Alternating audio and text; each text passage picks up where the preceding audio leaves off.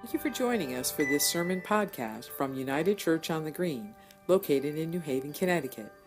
No matter who you are or where you are on life's journey, you are invited and welcome.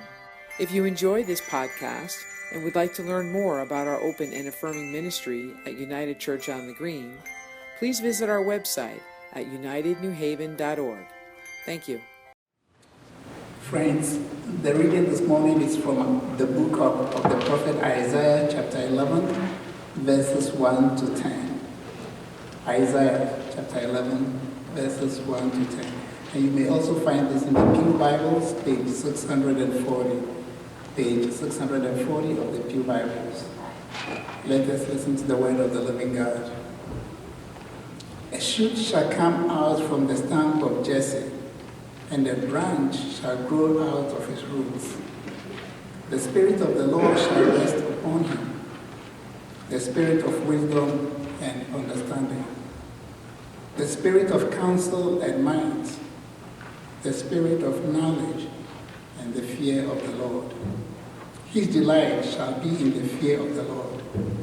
He shall not judge by what his eyes see, or decide by what his ears hear. But with righteousness he shall judge the poor, and decide with equity for the meek of the earth. He shall strike the earth with the rod of his mouth, and with the breath of his lips he shall kill the wicked.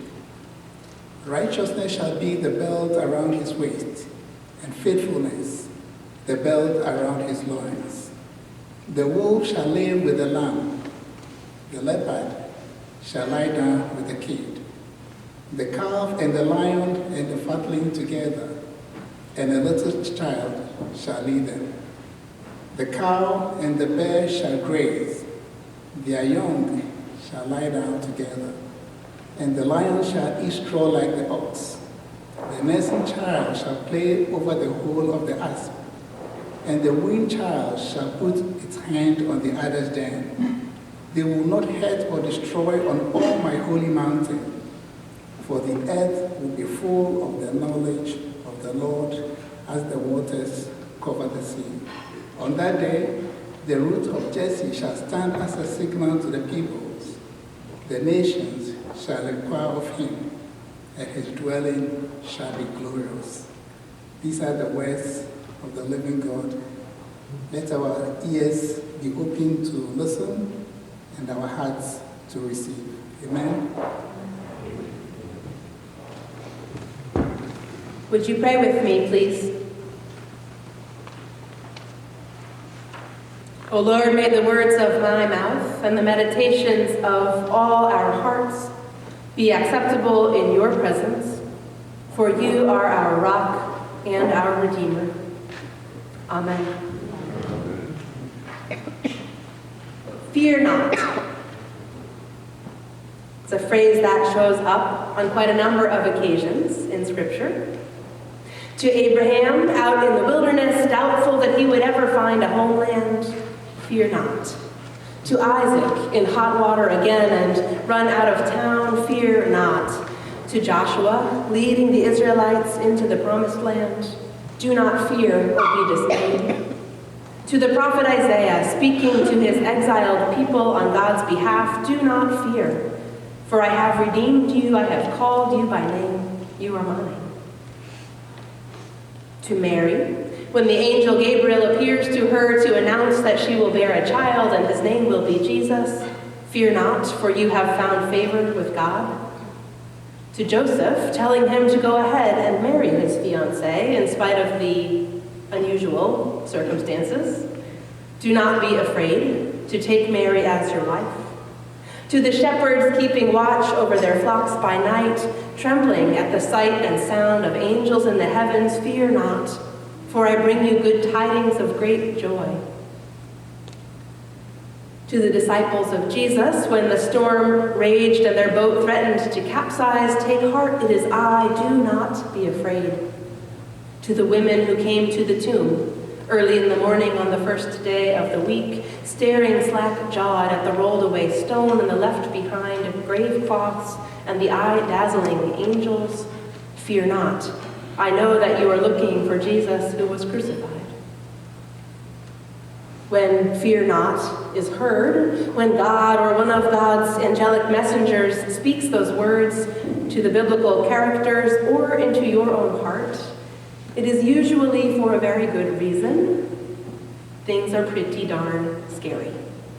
Things have taken a sharp turn, and what you thought you knew turned out to be shaky ground at best.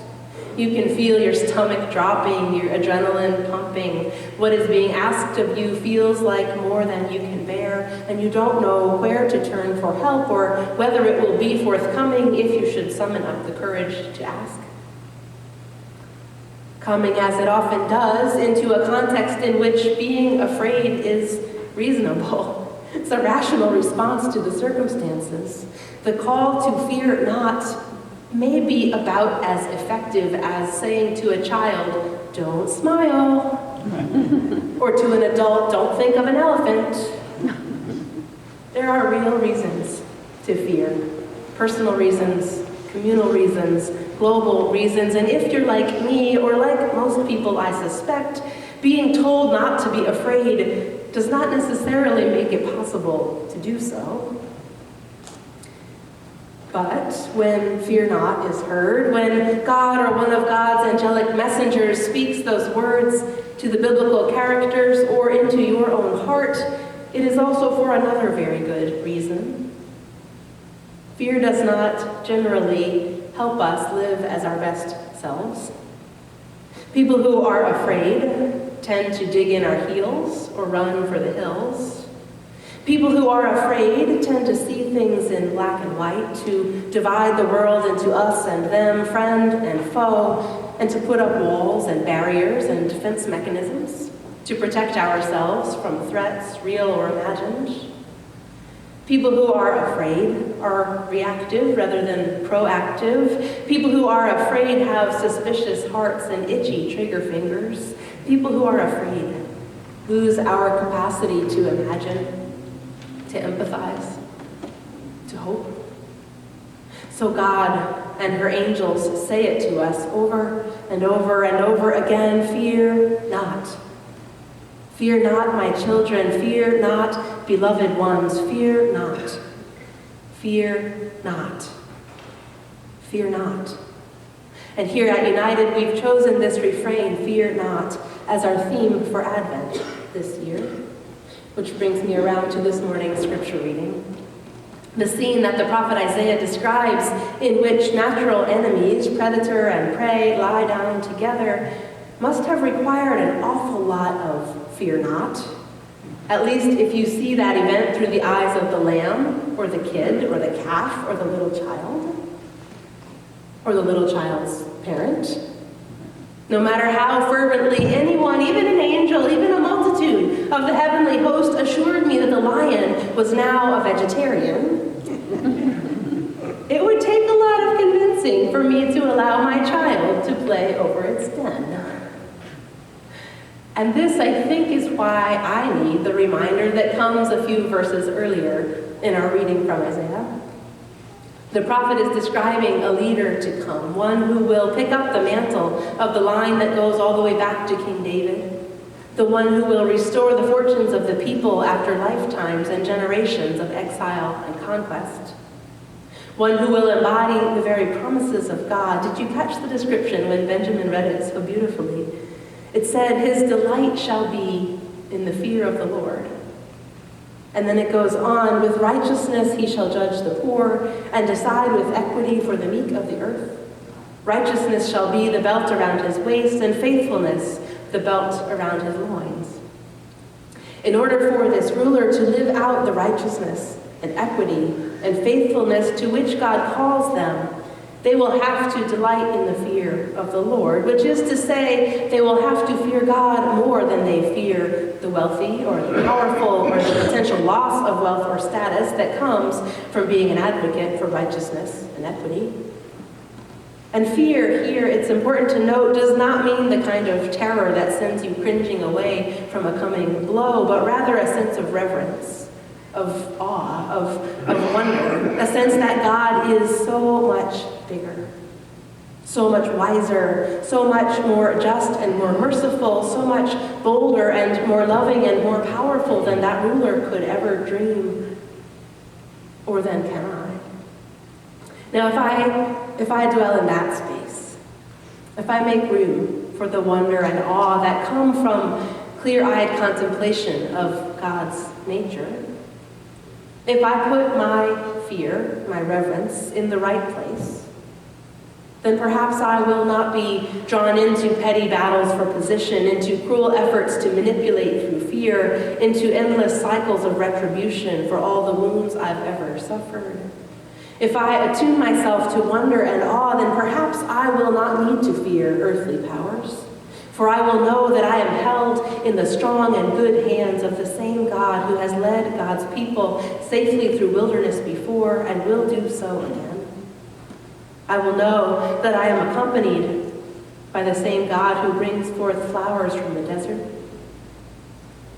water in the parched places, companionship in the lonely times, courage in the trembling hearts, life in the face of death.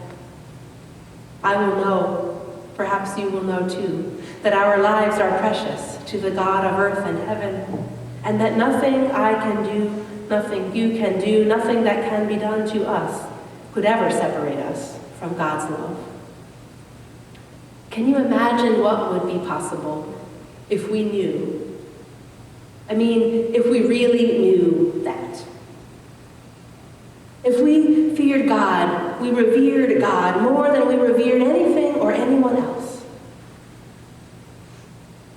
If we were not governed by fear, even when circumstances would indicate that being scared makes a whole lot of sense. Because we believe that God is, even now, bringing about that peaceable realm of which Isaiah spoke. Can you imagine what would be possible if we were not gripped by fear, if we did not have to dig in our heels or run for the hills, if we did not have to divide the world into us and them, friend and foe, if we held on to our capacity to imagine, to empathize, to hope? Then I believe wolf and lamb really could lie down together.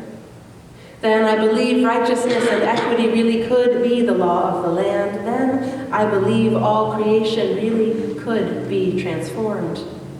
Then I believe another world really could be possible. A world where they will not hurt or destroy on all God's holy mountain. For the earth will be full of the knowledge of the Lord as the waters cover the sea. May it be so. Amen.